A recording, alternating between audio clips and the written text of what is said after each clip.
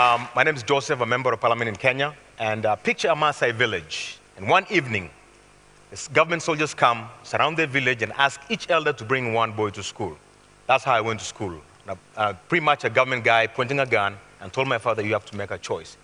So I walked very comfortably to this missionary school that was run by American missionary. And the first thing the American missionary gave me was a candy. I had never in my life ever tasted candy. So I said to myself, with all these 100 other boys, this is where I belong.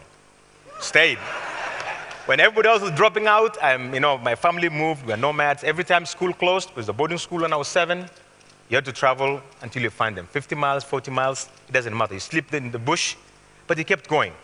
And I stayed. I don't know why I stayed, but I stayed. And all of a sudden, I passed the national examination, found myself in a very beautiful high school in Kenya.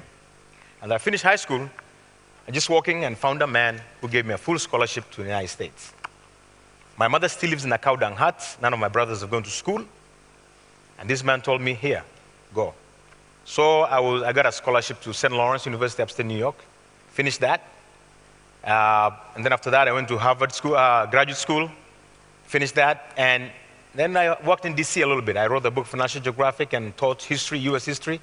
And every time I kept going back home, listening to the problems of these people, sick people, people with no water, all this stuff. And every time I go back to America, I kept thinking about them. Then one day, an elder gave me a story. And this story went like this. Long time ago, there was a big war between tribes.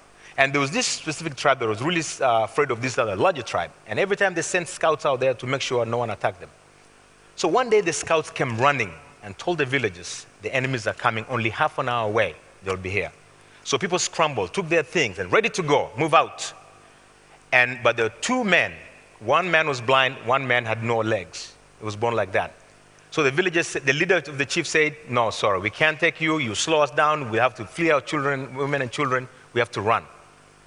And they were left behind, waiting to die. But these two people worked something out. The blind man said, look, I'm a very strong man, but I can't see.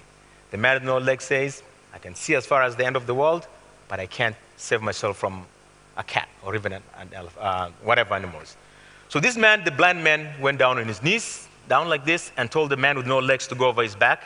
He stood up. The man on top can see. The blind man can walk. And these guys took off, followed the footsteps of the villagers until they found and passed them. So this was told to me in a setup of elders. And, it's really poor area. I represent northern Kenya. Most nomadic, remote areas you can even find. And that man told me, so here you are. You've got a good education from America. You have a good life in America. What are you going to do for us? We want you to be our eyes. We'll give you the legs. We'll walk you, you lead us. So the opportunity came. I was always thinking about that. What can I do to help my people? Every time, you go to an area where for 43 years of independence, we still don't have basic health facilities. A man has to be transported in a wheelbarrow to 20, 30 kilometers to hospital. No clean drinking water. So I said, I'm going to dedicate myself. I'm leaving America. I'm going to run for office. So last July, I moved from America in June, ran in July election and won. And I came for them. And that's my goal. And right now, I have in place for the last 9 months a plan that in 5 years, every nomad will have clean drinking water.